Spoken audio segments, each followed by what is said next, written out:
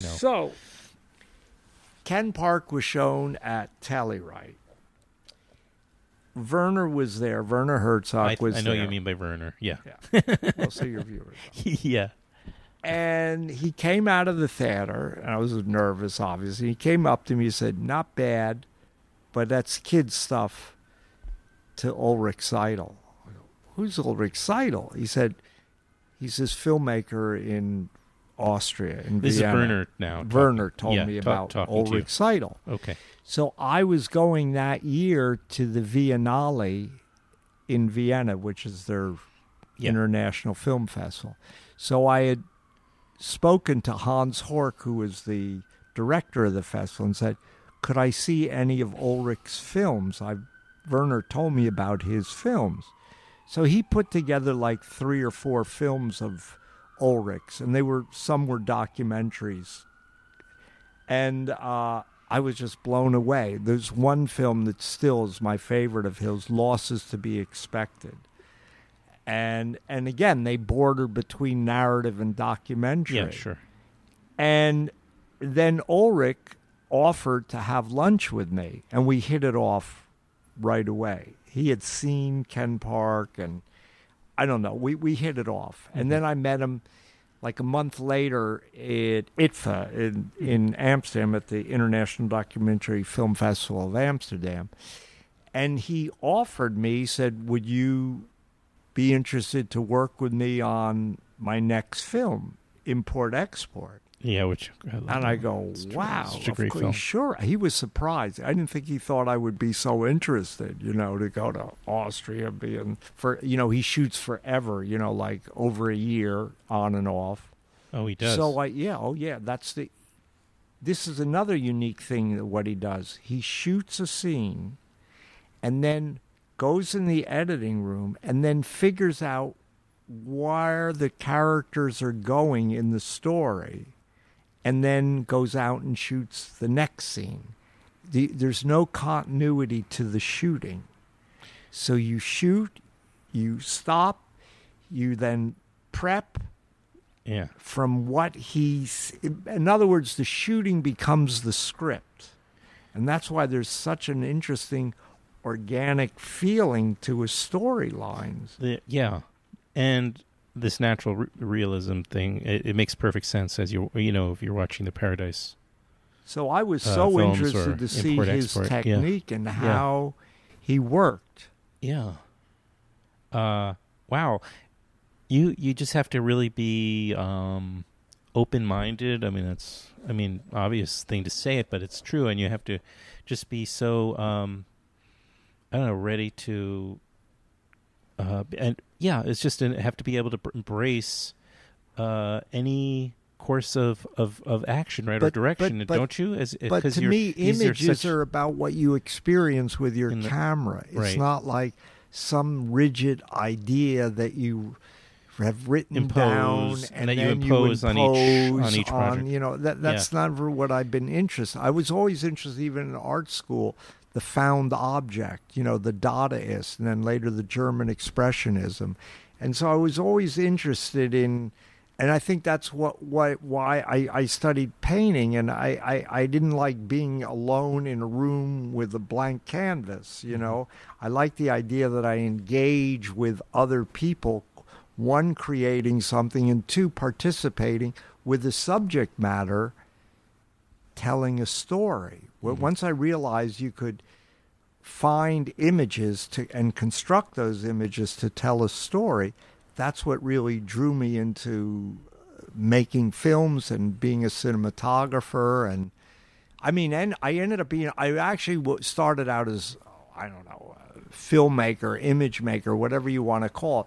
But then people always liked the way my stories were told, because I thought about painters, because painters always came from different movements because of their social, political, economic context. So I thought you could do that in cinema. You could look at things in different ways to create those images, that they don't have a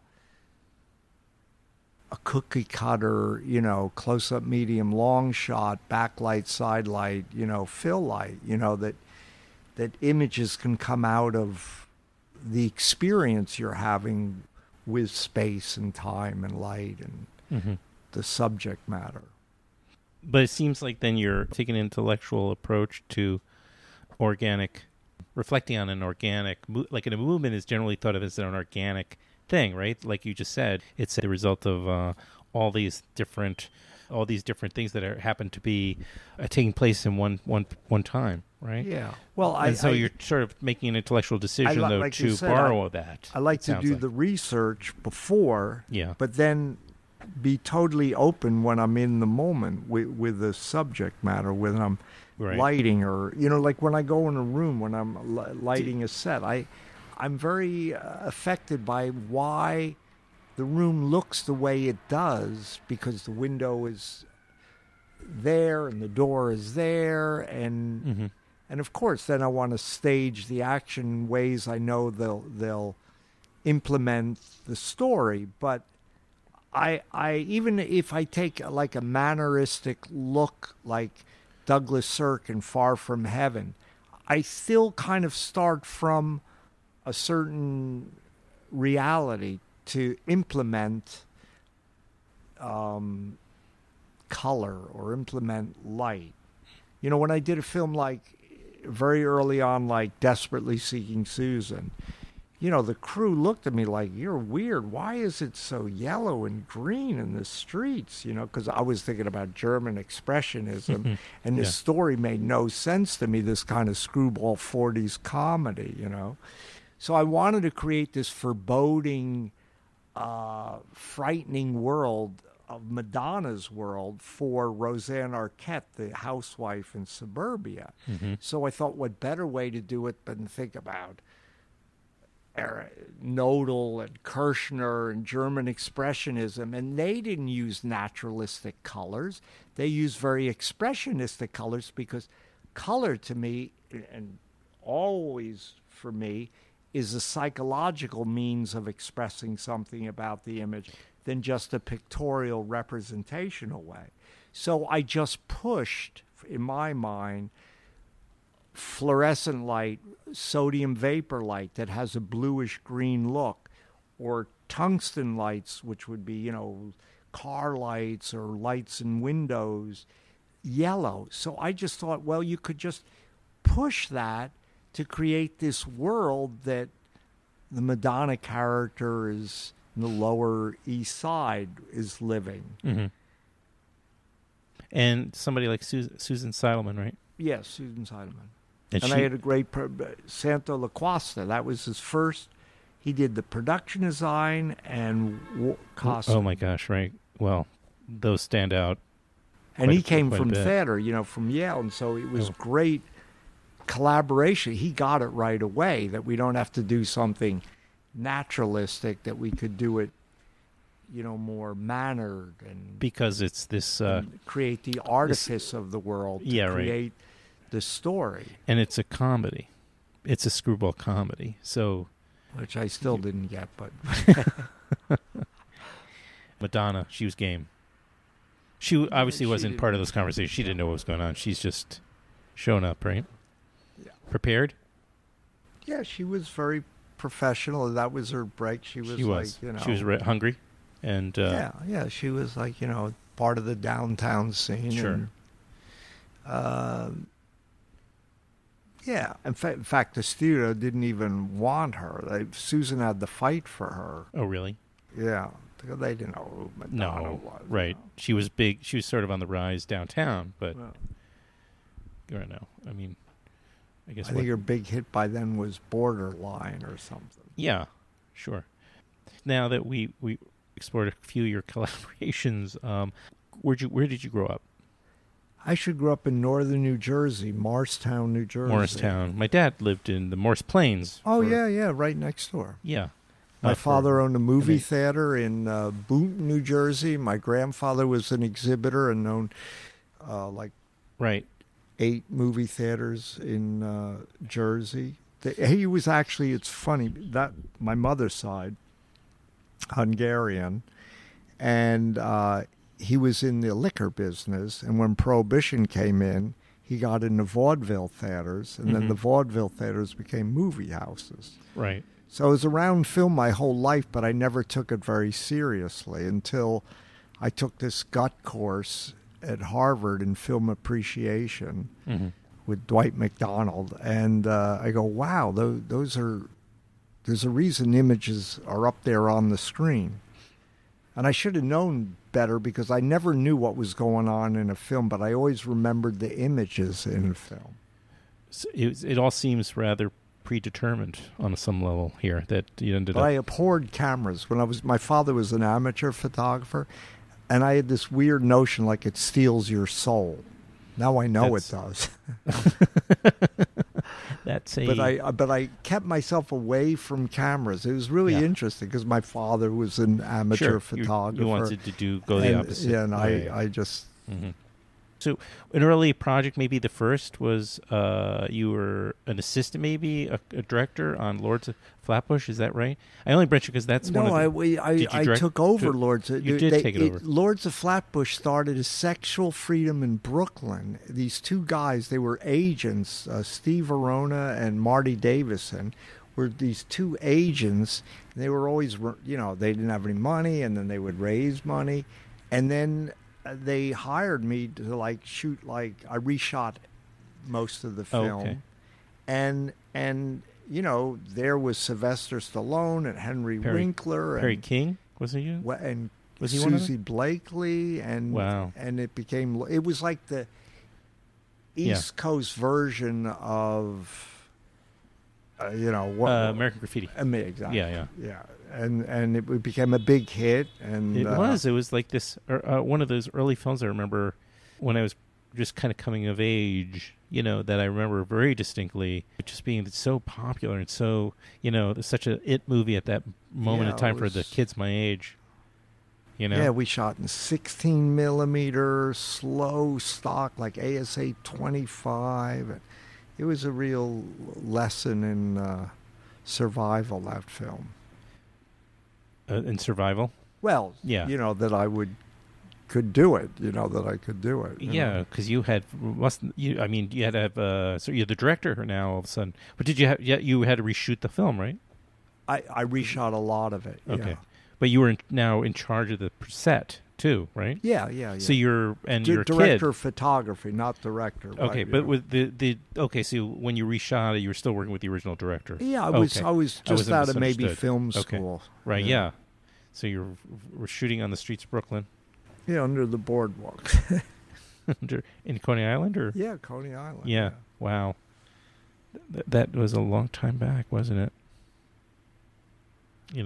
It's just amazing how you seem to have. You're a kind of a zealot in a way of working with all these, being in the right time at the right place, and working with all these rather remarkable collaborations. Because you mentioned Paul Schrader as another collaboration. Well, I think I always thought film was an art form more than a job. I was how can I say. I don't know. I went to art school, and so I thought, well, that's what I wanted to do or could do, and I was fortunate enough to be able. And then I think because I seeked out the people that I most respected, even when I was, a cinematographer, in the 70s. I worked with Robbie Muller, who was Wim Wenders. I was going to bring him up. Yeah, collaborator for all I worked on his... American Friend in New York, Amerikanische Freund, and then I went and did films with Wim, Lightning Over Water. But that was really crucial to me that I got to work with someone like Robbie Muller. And then from Robbie Muller, I worked with Sven Nykvist. Yeah. And then from Sven Nykvist, bad films, King of the Gypsies and Hurricane. But that was with Eric Roberts? Yeah, Eric Roberts, yeah. I kind of found that to be such an outrageous film. It's I found it to be very watchable, even though it's so over the top. I haven't seen it. Which one? It was so outrageous. King of the Gypsies? Yeah, just the performances. It was just it's like this outrageous, crazy film. Yeah. But for some reason, I got really... Anyway, and then I got to where I met Bertolucci. I did my thesis on Prima della Rivoluzione, before the revolution. Right. And I would go to the press screenings. I'd sneak into the press screenings at the New York Film Festival. And that year was Bernardo Bertolucci, and nobody even knew who Bernardo Bertolucci was then. And that's the year he showed The Conformist and the Spider Stratagem. So I met him. He didn't speak much English. He still doesn't. I spoke to him in... No, he speaks perfect. No. But he did this podcast. Oh, did he? Yeah. It was on the phone. Oh. With his last film. Oh, wonderful. Yeah, I was a bit blown away. He calls me his first American fan. So I talked to him in all of the lines from before the revolution. I said, my shoes are from Parma too. Meaning you have middle-class values, but you have leftist leanings, whatever. And he was so taken back by who is this weird American, that's into Italian, politics and history and whatever, and his cinematic language. And he invited me in his box to see The Conformist, the first screening of at Alice Tully? At Alice Tully you were Hall. In the box? I almost fell out of the box when he said, "What did I think?" And that was so. Yeah. I met, became friends with Bernardo, and then when he came to New York to shoot La Luna, I was the New York standby DP and did second unit on La Luna for Storaro, and then later I was on the set of One from the Heart with Godard doing another film. So that was my best film school, to have Robbie Mueller, Sven Nykvist, and Victoria Storaro to be in their presence on a set. Yeah. It's remarkable. Just don't get caught in a panel with Vittorio. That's what I learned last time I saw you two together. Oh, right. Yeah. Yeah. Well, I'm joking. Gave him his... I know you did. Dude. You allowed him to...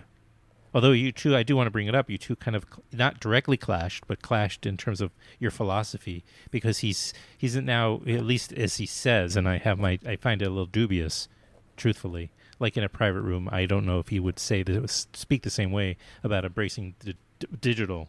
Oh no, he's definitely embraced the digital. You think that he doesn't still have a? No, he's allowed. He's definitely embraced it, hook, line, and sinker. Oh, so he drank the Kool-Aid. He drank the Kool-Aid, yeah. And but so that's how he got fine, Woody Allen to start shooting digital. But you in a very succinct way allowed him to talk for his half hour, and then you said, "Well, I'm going to have to." If not, I don't know if you use the word disagree, but you said, "Well, I believe that any artist should have the full palette of all the tools." Yeah, I mean, I don't want to be limited by only the digital world. I mean, if you look at images and the tools we use to create those images, they affect what the story is.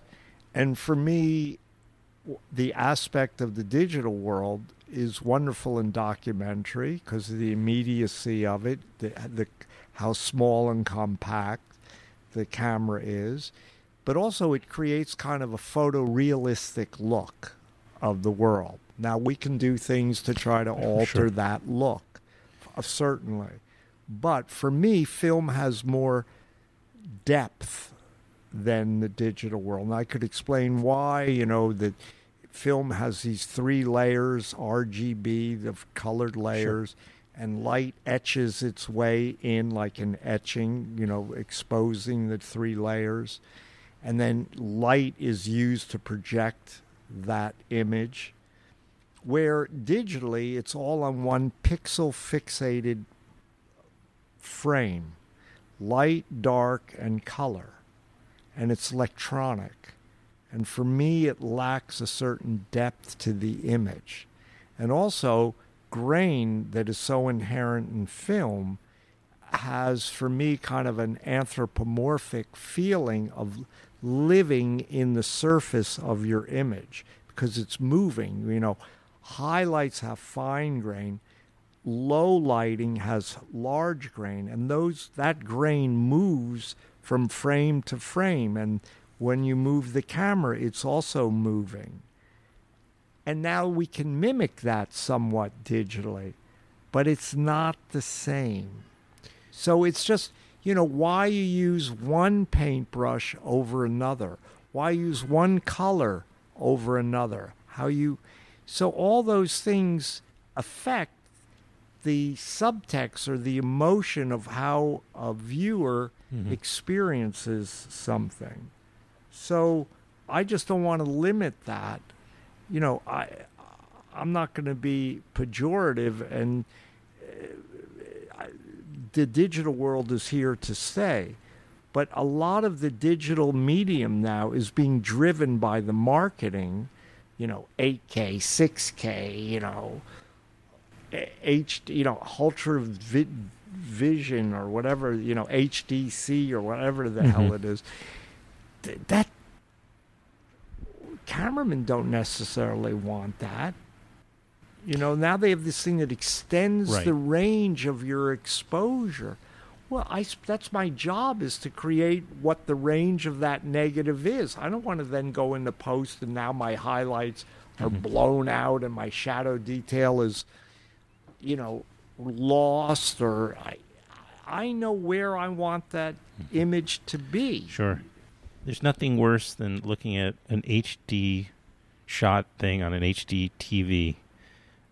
It just I don't know. I'm like, why are we watching this? It just looks like a news program. Right. I just don't have any interest. It just loses all well, texture. Your eye and my eye has been trained through the photographic media, and maybe younger people, their eye is trained differently than ours, so they like that. Yeah. I'm not going to say it's wrong. It's just, it's not my aesthetic. That's why people that hear records, and my ear isn't as good as other people, let's say, they know why they like to hear sound or music through records over, over MP4 or an whatever. MP3 or three or whatever. An MP4 too, yeah. They both exist. Well, I think you should just told Vittorio to shut up, put him in his place. And no, I'm kidding around. But it was still a very exciting event to go to last. I think it was at the New York Film Festival last year when that panel took place. That's when I think one of the first times I approached you, accosted you, however you may want to describe it, and about doing something like this with me. But even color is rendered differently in the digital media than in film. The colors aren't represented the same way.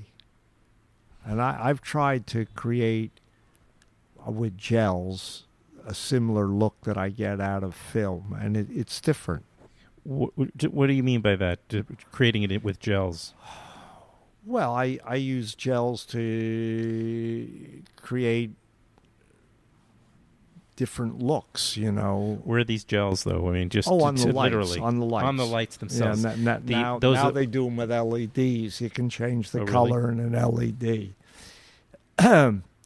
But yeah, there's always subtle things you can do with gels to bring out, the environment or the. I see. Sounds like it feels like cheating a little bit. Like you just use film and achieve that. No, that's part of the tool of creating the image. You know. Yeah. I was just with a friend. We were seeing the Gus Van Sant film. The which? This new Gus Van Sant film. Oh yeah. I was with this friend of mine. He's an actor and a writer, and he was when he heard I was coming here, he was very, very excited. He said, "That's wonderful. He really loves your work." And he was bringing up Light Sleeper, but he had just seen a copy of Medium Cool, the Haskell Wexler film at Anthology Film Archives, and he said it was not a remastered copy. He said it was fantastic. And I said, well, that film in particular really would benefit from just leaving it alone. I mean, you don't want to a film in disrepair, but the pops and seeing the film in its most sort of just, organic state, whatever, that film in particular really would enhance the experience, seeing that remastered, seems like that would actually take away from the experience. But remastered to what format? I don't know, digitally and like some 4K Because restoration. I'll say this in a weird way. Let's take a film like Far From Heaven. When I see that on a DVD, that feels more like film because it's lower resolution. I see what you mean. When I've seen that film, I have a Blu-ray of the film. Far From Heaven. Far From Heaven. Mm-hmm. It looks digital. It doesn't look like the film I shot. Interesting. So this whole idea of like up-resing everything, even in Blu-ray, can change the look of your film. It doesn't look like film anymore. It looks like I shot it digitally. That's so weird. Yeah. I understand. Yeah. I don't understand the appeal, but it's marketing. It's selling equipment. It's selling TV sets. HDC, is that what it is? The high defin HD, what is it? There's this new HD television, HDC. Oh boy, I'm out of my league now. There's it's a new technology. Is it new? What is it? High bandwidth digital content protection. HDC. Yeah, but what's it called? What's the letters? HDCP. What? HDCP. Right? Is that what you said? Yeah. HDCP. So it's HDC. Maybe some cases HDC. All right. Yeah, doesn't matter. This we know high what you mean. definition HCDP. Right. That they're pushing on us now. We don't want it. No, exactly. If I wanted that look, I would have created that look when I was photographing it, right. Originating the image. Yeah. I don't want to change what I did on set. I spent all my time and energy creating a certain aesthetic on the set that then I don't want to change later. Now, here's something I just read about. They're coming out with LCD movie screens that now the theater that the images are in can just make it whatever they want.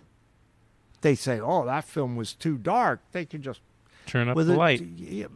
Make it as bright as they want. They're LCD, diodes.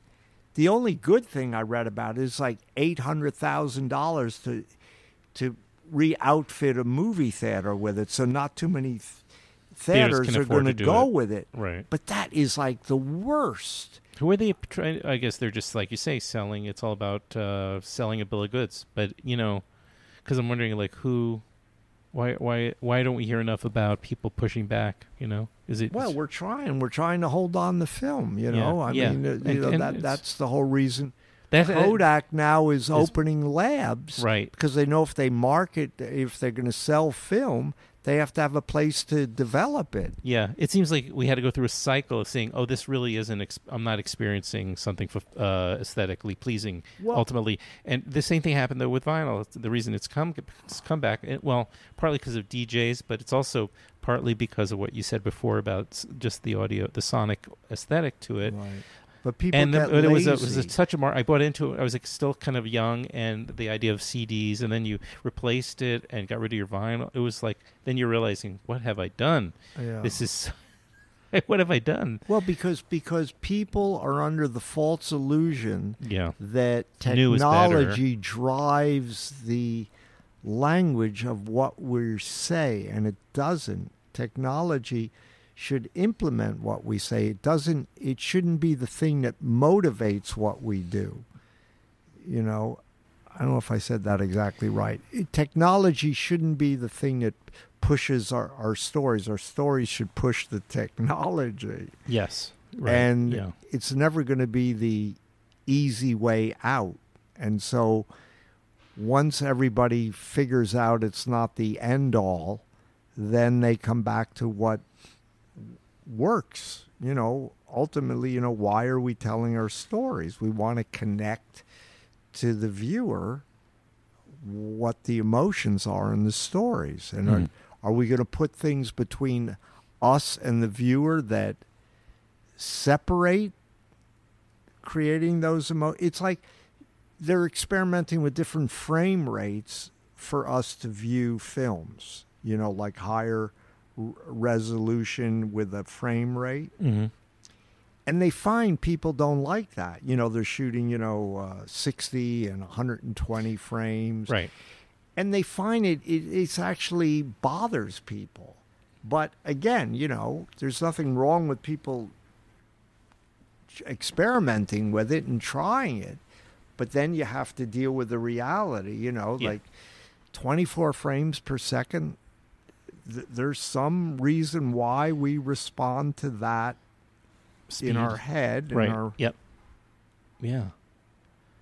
What are you working? You have a couple of things coming out just right now. I'm doing a documentary with Todd Haynes now about the Velvet Underground. A lot of compilation footage, and we're doing original interviews. Originating some interviews with people that are still part of the was in the art scene and in the scene and orbiting that band at that time. Yeah, and John Cale we just did, and then. I'm talking to people about a new project, but it's too early to talk about it. And I also would be, we didn't really get into Schrader too much, but Light Sleeper being a favorite. And by the way, did you catch up with First Reformed? I think it's brilliant. You did see it. I saw it at Telluride. It's brilliant. Yeah, I love that too. I got, and I had an opportunity to talk to Paul Schrader, since then, and it was a quite. Yeah, he's so articulate, but that film is really brilliant. Like everything comes together in that film. It does, and you can appreciate it on an intellectual level, but it really works emotionally. Oh, it works. It which works is on really every level. That's when a work really is there. Mm-hmm. when it can work on other levels. Sure, yeah. The only other person I kind of have to ask about, because you did do one collaboration with Robert Altman, right? And yeah, he was wonderful. I mean, the incredible thing about Altman that was his last film too, right? Was it his last film, Prairie Home Companion? Prairie Home Companion. We were actually in prep on another film called Hands on a Hard Body. That was a documentary, wasn't it? No, there was a documentary, and that was what the film was based on. Yeah, that's it's about in Texas this car dealership where people put their hands on the car, and it's a contest. Whoever lasts, like a week later or 4 or 5 days later, gets the car. Right. So everybody does everything to stay awake or asleep, but holding their hands on the car. Yeah, I remember seeing that. Yeah. Anyway, that was going to be basis. A narrative, right, based on the documentary or that story. Anyway, the same. Right.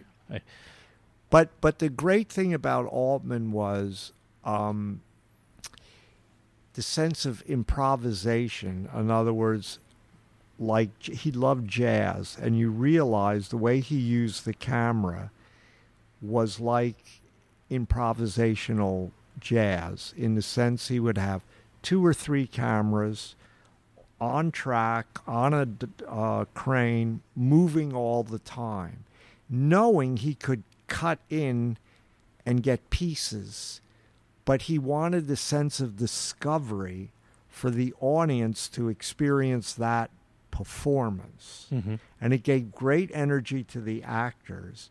And I've never met a director that had the courage to believe they could get footage out of that.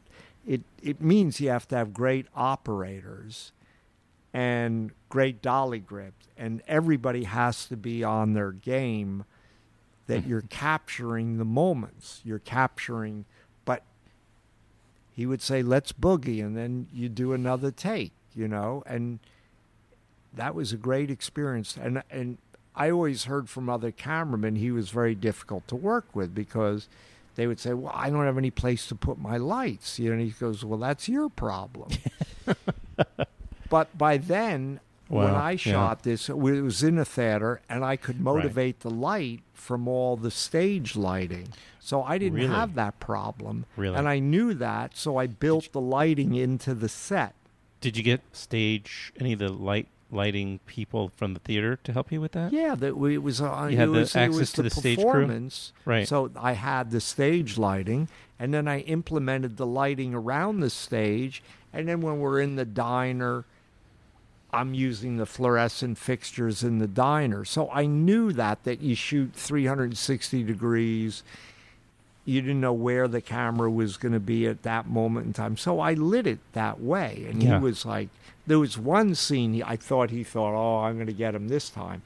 It was downstairs in the dressing rooms where he wanted to do these moving shots with mirrors.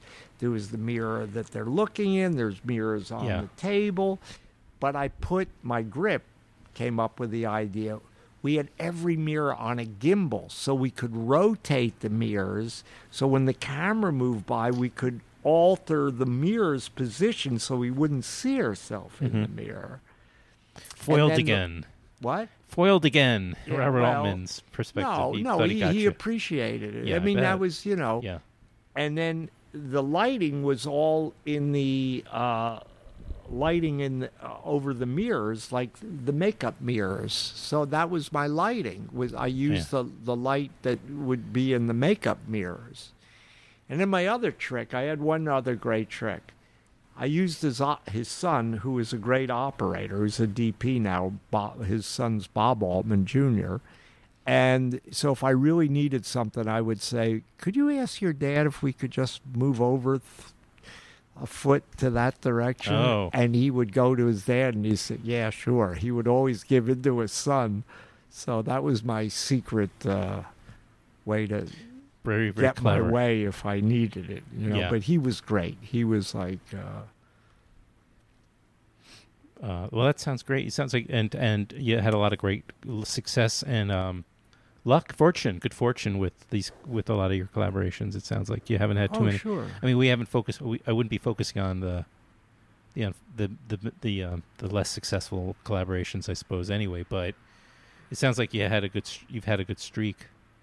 Yeah, I always said you don't always make the right choices, but I always said I didn't want to shoot a script or a film that I didn't want to go see myself. Yeah. I generally would base the reasons why I wanted it to work on a project because of the passion of the director and the people involved with the story. It was never based on budget or how big the crew or how many lights. It was always based on what the material was and the passion of the director. Right. And they would let me collaborate with them. You know? Right. I could deal with anything except egos. Well, you've had to have. Altman did not have a big ego. Of course he did. No, it was really? About the work. It was about the work. No, it was about the work. Okay, that's great. I guess I shouldn't have said that. I mean, I don't know why. Say that, I mean, it's good. He's one of my favorites. I don't want to mention the people that I didn't work with because I felt their ego was more important than what their work was. No, right. That makes sense. But there are those people. I bet. No, I bet. And I imagine they're more frequently than not.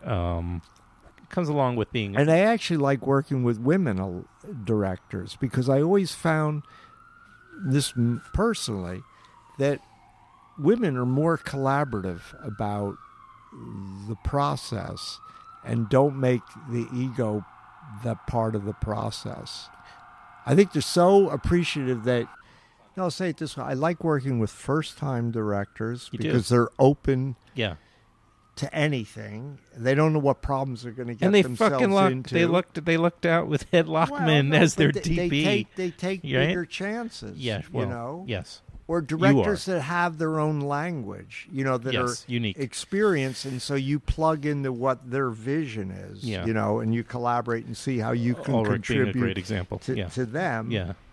And I have to say I've had great experiences working with women because I don't find the male alpha ego is involved with the creative process, that there's kind of a real equality about what the work is. I have to apologize to listeners, female listeners especially, because I don't think we've dwelled on too many. I mean, I know we mentioned Susan Seidelman, who was an early collaborator, but I work with... I think I've left out. I shouldn't have done that. Yeah. Stacy Cochran, Deborah Kampmeyer on Hound Dog. I haven't seen that one. I don't think. I haven't seen that one. A number of women. Oh, Sofia Coppola. How do we forget her? How do we forget her? I don't know. That was egregious, though. Of course, Sofia Coppola. You had one collaboration with her, though, right? Yeah. Did you work with her once? Virgin Suicides. So that was not only a female, but that was her first feature too, right? Yeah. I think that was where she must have been open to be working with a first, because she was a first-time filmmaker. Both fronts, right. And not much ego there. That's good to hear, right? Who? And no ego there, you're saying? Yeah, no, about the work. Yeah. Anne and Jan Petrie on the Mother Teresa film. But anyway, you wouldn't have to listen, but I'm just... I know. In a general sense, For every... there has to one day be a part 2 to this, because there's so many... This was... but, it was very satisfying, this, because while I may be out of my depth a little bit, because of a limited technical knowledge about how lenses work with light and, the actual science and art of cinematography. Yeah, no, but you don't. I know you didn't get carried away. I rather talk about the aesthetics than technical, because I only learn the technical end after I figure out what the aesthetics should be about the film. That makes sense, because again, right, the aesthetics, the technology should follow the story, right, as you said very articulately before, not the opposite way. I mean, images are the metaphor for the storytelling. They're the subtext of the story you're telling. And right. what makes theater or literature different than film? It's images, and it's images filtered through the optics of the camera that create the thematic. And I say it this way, in a weird way. In film, you can show place where you are, but it's much harder to enter the interior world of the character. Where in literature, it's much easier to enter the interior world of the character. You can say how they think, feel, what they're going to... But it takes much more effort to say where you are, place. So it's the exact opposite approach to how you tell a story. And I'm always trying to, with the director, find the interior world of the character, that the interior world is expressed through the external imagery. Well, thank you. Thanks very much. Yeah, this was wonderful. I hope it wasn't too much blah, blah, blah. It's all blah, blah, blah all the time. We should have done this show with an image, not now you're telling all me. The narrative. Now you're telling. It's right. Ironically, this is just all... Couldn't we somehow get an image through their ears? Like Wonderstruck was about... that's right. I was going to just say... Hearing with images. Yeah. That's right. That was the problem. That was what we tried to do in Wonderstruck, about these two characters that are deaf, right, two different time periods. That's right. And how they experience their world through images that replace their heightened sense of what they've lost in sound. Mm-hmm. Yeah, that's most recent Todd Haynes again, right? Yeah. Do you think that worked successfully? Do you think people got that? I think that film is brilliant. And I think that's a film that was kind of not appreciated. Maybe not. Maybe the people just didn't know. Using the 20s, which was part of the thematic of the story, the young girls and her relationship to her mother, who's a silent screen actress, and seeing it as a silent film, shooting black and white negative, not digitally, not creating a monochromatic image through color film, but actually shooting black and white film, which I had to get Kodak to make the film and then get a lab to process the film, and then telling the story like a silent movie for that part of the story. And then the 70s, that you find out what the connection is between these two stories, is shot like the street scenes of the French Connection. Sure, right. You know, yeah. to create that world for this young 70s, boy right. coming to this city and being dislocated and losing his hearing. So right. what better way to do that than through the reality-based films of the 70s? Yeah. No, I thoroughly enjoyed that. Of course, I got that film Wonderstruck. But then again, that's when I was able to sit with Todd in a room for and talk to him too. So I'm grateful for that opportunity from that film that film gave me. Mm-hmm. So very selfishly, I am. We'll see you in a couple of months and back at the Walter Reed, I assume, or you'll be back there. Yeah, I hope so. Those press screenings. I hope screening. I like looking at other people's films, maybe more than making them. That's more recent, I take it, or has that always been the case? Has that always been the case, or is it more recently that you're kind of? I don't know. I think Yeah. It comes and goes, those feelings. I understand. Maybe by the fall. The films are always the best when it's a wrap. I totally get that. Who was it that said? I think it was like a Lillian Hellman or one of those old, crusty writers, definitely female, who said she hates writing, but she loves having written. Yeah. Makes sense. That's right. Yeah. Well, thanks again. Thank you very much. Right. I appreciate you making the time. Thank you. I know you're busy, and thank you for inviting me in and me and Noah up here to your loft. It was a pleasure.